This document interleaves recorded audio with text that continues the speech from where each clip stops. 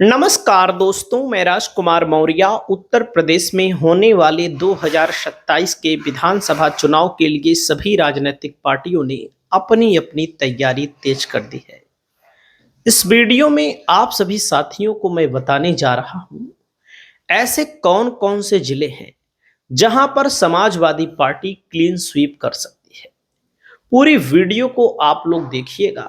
आपकी जो भी राय हो आप अपनी राय को कमेंट करके जरूर बताइए, क्योंकि आंकड़े बदलते रहते हैं। कोई भी राजनीतिक पार्टी कहीं ना कहीं पर क्लीन स्वीप तो करती ही है।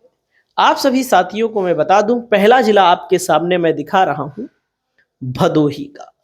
पिछली बार भदोही में 3 विधानसभा सीटों में से बीजेपी ने 2 सीट जीत ली थी। औराई की विधानसभा सीट बीजेपी जीती थी और ज्ञानपुर की विधानसभा और मामूली अंतर से बीजेपी चुनाव जीती थी, एकदम मामूली अंतर से। और एक भदोही की जो सदर सीट है वहां पर जाहिद बेग ने समाजवादी पार्टी से चुनाव जीता। 2027 में समाजवादी पार्टी तीनों सीटों को जीतने की कंडीशन में है।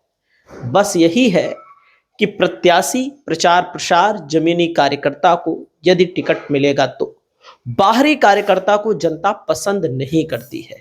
तो दोस्तों, तीनों सीटें अगर आपको लगता है क्या हो सकता है परिणाम, आप लोग कमेंट करके यहां पर बताइए। अगला जिला है सोनभद्र। सोनभद्र जिले में 4 विधानसभा की सीटें हैं। समाजवादी पार्टी पिछली बार एक भी सीट नहीं जीत पाई थी। लोकसभा के चुनाव में दोस्तों समाजवादी पार्टी ने बीजेपी को सोनभद्र में रॉबर्टसनगंज लोकसभा है बुरी तरह से हराया। और 2027 के चुनाव में सोनभद्र में समाजवादी पार्टी मेरे आकलन के मुताबिक, क्योंकि 4 की 4 विधानसभा सीटों पर समाजवादी पार्टी बीजेपी से लीड में थी और 25-25 हजार, 33 हजार, 40-40 हजार वोटों से लीड पर थी, तो समाजवादी पार्टी सोनभद्र की सभी 4 सीटों को जीत रही है। मतलब हमारे आकलन के अनुसार जीत सकती है। दोस्तों, अगला जिला है श्रावस्ती। श्रावस्ती में 2 विधानसभा की सीटें हैं और दोनों सीटें समाजवादी पार्टी 2027 में जीतने की कंडीशन में है। और पिछली बार मामूली अंतर से चुनाव हार गई थी, लेकिन अब की बार चुनाव जीतना लगभग तय हो गया है। दोस्तों, अगला नंबर आता है शामली। शामली में 3 विधानसभा की सीटें हैं। समाजवादी पार्टी और आरएलडी का गठबंधन था।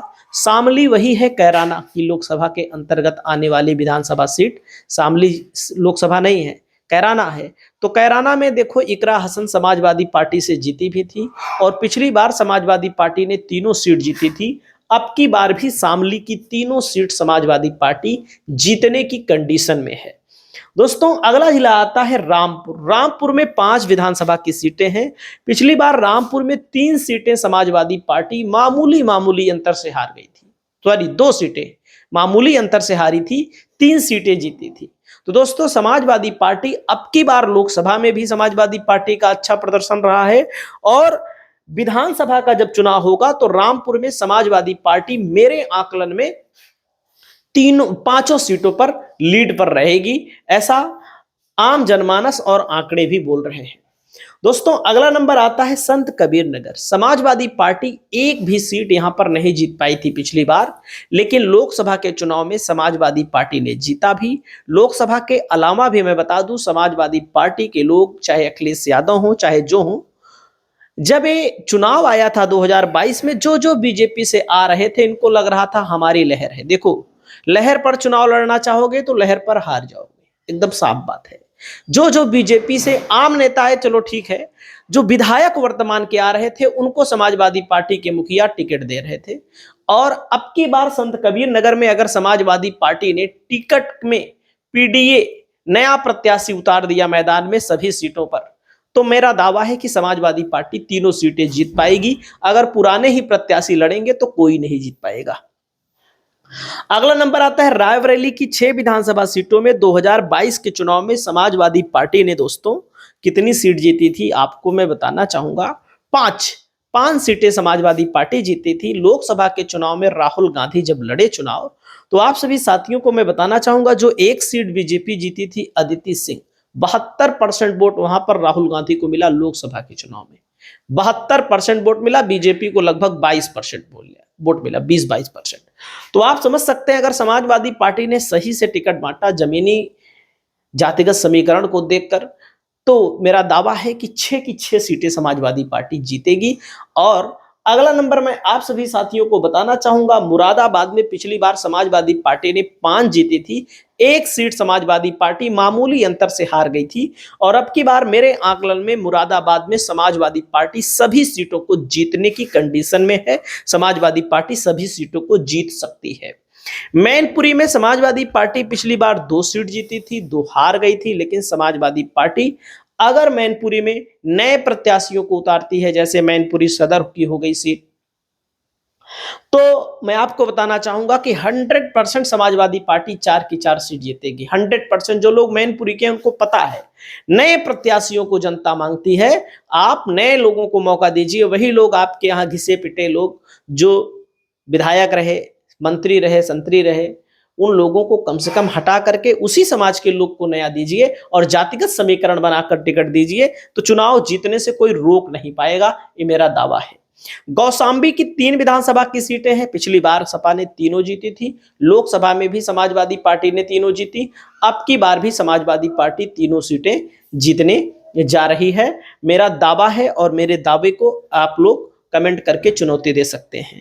कानपुर देहात है, यहां पर 4 विधानसभा की सीटें हैं, समाजवादी पार्टी 2022 के चुनाव में, यहां पर मैं आपको बताना चाहूंगा प्रदर्शन बेकार था, लेकिन कानपुर की विधानसभा सीटें जो है लोकसभा के चुनाव में कानपुर देहात में सभी सीटों पर समाजवादी पार्टी लीड पर थी, बीजेपी की तुलना में बहुत अच्छा वोट मिला था। तो लोकसभा में समाजवादी पार्टी लीड पर थी, तो समाजवादी पार्टी को यहां पर टिकट अच्छे से देना चाहिए और समाजवादी पार्टी यहां पर भी जीत सकती है। तो दोस्तों, कन्नौज जिला है, कन्नौज जिले में तीनों की तीनों सीटें समाजवादी पार्टी पिछली बार हार गई थी, लेकिन लोकसभा के चुनाव में जब अखिलेश यादव खुद मैदान में उतरे तो समाजवादी पार्टी ने कन्नौज में पूरा का पूरा सूफड़ा साफ कर दिया, बीजेपी बुरी तरह से चुनाव हार गई, तो कन्नौज में समाजवादी पार्टी चुनाव जीतेगी। जौनपुर की 9 विधानसभा की सीटें हैं, समाजवादी पार्टी ने अगर जौनपुर में, लोकसभा तो दोनों जीती ही, जैसे जौनपुर की सदर पर हार गई, क्यों हार गई? बार बार मुस्लिम टिकट देने की वजह से। 2012 में भी समाजवादी पार्टी नहीं जीती थी, भाजपा को लगातार फायदा हो रहा है। जौनपुर सदर में समाजवादी पार्टी को चाहिए कि मजबूत मौर्य नेता को टिकट दे, और बदलापुर में समाजवादी पार्टी को चाहिए कि बिंद नेता को टिकट दे, जो मजबूत हो, जो जमीन पर हो। ये नहीं मजबूत पैसे से मजबूत नहीं, पैसे वैसे वालों को जनता भगा देती है, जो मजबूत हो, मजबूत होने का मतलब जो जमीनी कार्यकर्ता हो, जो भी पार्टी का अपने कार्यकर्ता हो। तो समाजवादी पार्टी एक तरफा 9 की 9 सीटें जीत सकती है, सच्चाई है। बाकी और भी सीटों के बारे में मैं आपको बताऊंगा कि अब जैसे शाहगंज की सीट है, ललई यादव 700 वोटों से हार गए थे, और तो 9 की 9 सीट जीत सकती है, अगर अच्छे से टिकट देगी तो जीत जाएगी। अगला नंबर आता है मऊ की 1 विधानसभा सीट, मधुबन समाजवादी पार्टी चुनाव हारी थी, बाकी सभी सीटें जीत गई थी। मधुबन में समाजवादी पार्टी के पास कोई कैंडिडेट मौर्य कुशवाहा समाज का अगर लड़ जाएगा तो एकदम आराम से चुनाव जीत लेगा, एकदम आराम से, मतलब उसको कोई दिक्कत ही नहीं होगी, क्योंकि पिछली बार बसपा से लड़ा था, अच्छा खासा वोट भी मिला था। और समाजवादी पार्टी मधुबन में नया कैंडिडेट, क्योंकि जो लोग मांगते हैं टिकट वही लोग को टिकट मिलता है। अगला नंबर आता है इटावा की 3 विधानसभा की सीटें हैं, 3 में से 2 बीजेपी ने पिछली बार जीत ली थी, अब की बार समाजवादी पार्टी, क्योंकि पिछली बार शिवपाल सिंह यादव को भले सपा का सिंबल मिल गया था, शिवपाल सिंह यादव भी नहीं मतलब उस तरह से थे जिस तरह से अब हैं, क्योंकि शिवपाल यादव उस तरह से नहीं थे जिस तरह से अब हैं, क्योंकि उनके तमाम समर्थकों ने भी चुनाव लड़ा था, चाहे बसपा के ही सिंबल पर क्यों न लड़ना पड़ा हो। तो इटावा की तीनों सीटों पर समाजवादी पार्टी चुनाव जीतेगी।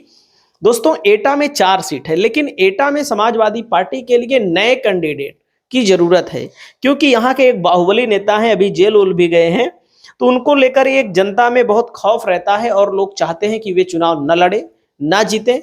और उनके ऊपर यह भी आरोप लगता है, क्षेत्रीय लोग बताते हैं कि नवल किशोर शाक्य को हराने में उनका स्थान बहुत बड़ा था, क्योंकि फर्रुखाबाद में जो वो चुनाव लड़े थे उसमें मामला यह हो गया था कि बहुत सारे नेता यादव समाज के हों, किसी भी समाज के हों भाई, वो लोग कहते हैं कि अगला आदमी जीत जाएगा तो हमारा वेटेज कम हो जाएगा। तो ऐसे नेताओं से सतर्क रहना चाहिए, ऐसे नेताओं को दे देना चाहिए टिकट, जिला पंचायत अध्यक्ष को ही लड़े। विधानसभा में ऐसे नेताओं को जनता नहीं स्वीकार करेगी। तो दोस्तों, आप लोगों को मैं बताना चाहूंगा, चित्रकूट की 2 सीटों में पिछली बार समाजवादी पार्टी ने मामूली अंतर से चित्रकूट और मानिकपुर सीट है, मानिकपुर से 1000 हारी थी और लोकसभा के चुनाव में 300 से समाजवादी पार्टी मानिकपुर में पीछे थी।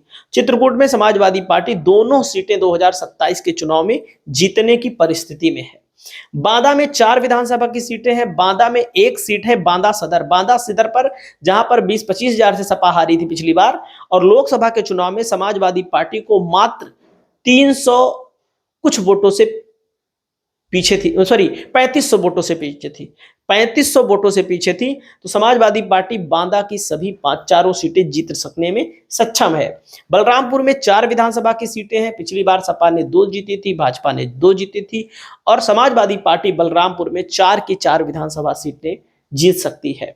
आजमगढ़ की 10 सीटों के बारे में किसी से छिपा नहीं है, कोई बताने के लिए दिक्कत नहीं है। तो आजमगढ़ में सपा एक बार फिर 10 सीटें जीत सकती है। बस्ती में समाजवादी पार्टी ने पिछली बार 5 की 5 जीती थी, अब की बार भी 5 की 5 जीतने में सक्षम है, जीत सकती है।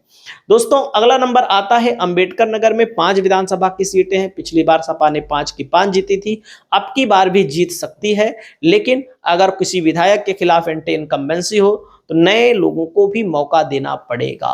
दोस्तों, लोकसभा भी जीता सपा ने। अमेठी की 4 विधानसभा की सीटें हैं। समाजवादी पार्टी पूरी की पूरी 4 सीट जीतने में सक्षम है, लेकिन अपने मूल कार्यकर्ता को, मेहनत संघर्ष करने वाले कार्यकर्ता को टिकट देगी तो आराम से जीत लेगी। दोस्तों, अगला नंबर आता है महोबा। महोबा में समाजवादी पार्टी दोनों सीटें जीतने की स्थिति में एकदम अच्छे से तैयार हो चुकी है। लोकसभा के चुनाव में दोनों सीटों पर लीड थी। बाराबंकी में 6 विधानसभा की सीटें हैं। समाजवादी पार्टी 6 की 6 जीत सकती है, लेकिन एक सीट यहां पर भाजपा के लिए लिखा गया है। दोस्तों, अगला नंबर आता है चंदौली की 4 सीटें हैं। 4 में से समाजवादी पार्टी 4 की 4 जीत सकती है, और लोकसभा के चुनाव के परिणाम को भी देख लीजिए, लेकिन एक भाजपा पर भी यहां पर दांव लगाया गया है। दोस्तों, अगला नंबर आता है फर्रुखाबाद में 4 सीटें हैं। समाजवादी पार्टी 3 जीतेगी, एक भाजपा पर यहां दांव लगाया जा सकता है। गाजीपुर की 7 की 7 विधानसभा सीटें पिछली बार समाजवादी पार्टी ने जीती थी, एक सीट बीजेपी के ऊपर दांव लगाया जा सकता है। सिद्धार्थनगर की 5 की 5 विधानसभा सीटें समाजवादी पार्टी जीतने में सक्षम है, लेकिन एक पर यहां पर समाजवादी पार्टी को छोड़ करके भाजपा पर दांव लगाया गया है। शाहजहांपुर में 6 सीटें हैं। समाजवादी पार्टी 5 सीट जीत सकती है, एक सीट पर बीजेपी को यहां पर मौका मिलने का चांस है। मेरठ में 7 विधानसभा की सीटें हैं। समाजवादी पार्टी को 5 से 6 सीटें मिल सकती हैं, एक सीट बीजेपी के खाते में भी जाने का मौका मिल सकता है। दोस्तों, कुल मिलाकर के हमारे आंकड़े में 293 विधानसभा सीटों पर समाजवादी पार्टी, भाजपा को 115, बसपा को 5, और बसपा जैसे जैसे प्रत्याशी उतारेगी वैसे वैसे बसपा के आंकड़े बढ़ते जाएंगे। तो ये क्लीन स्वीप करने वाले जिले थे।